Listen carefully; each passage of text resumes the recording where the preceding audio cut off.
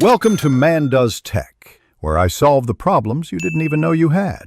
You begin by confirming physical connections and that the system actually sees both screens.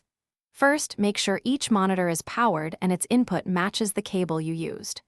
Once done, open Display Settings and press Detect. You should see two rectangles.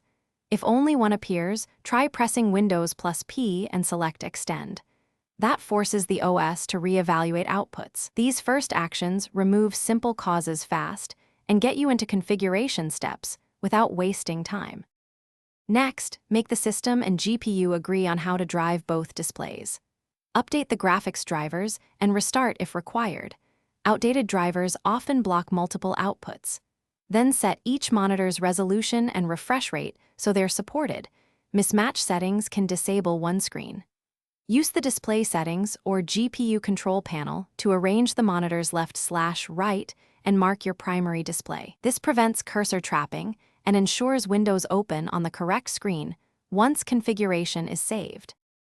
To finish, verify behavior by dragging a window across both monitors and running a full-screen video to confirm refresh.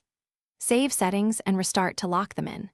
If one monitor still refuses to show, swap cables or ports to isolate a bad cable or connector. Try the other GPU output. If problems persist, boot to safe mode, uninstall the display drivers, then reinstall the latest drivers. This clears driver corruption. Troubleshooting tip: if one monitor flickers or stays blank, Thanks for watching. If you found this helpful, don't forget to like and subscribe.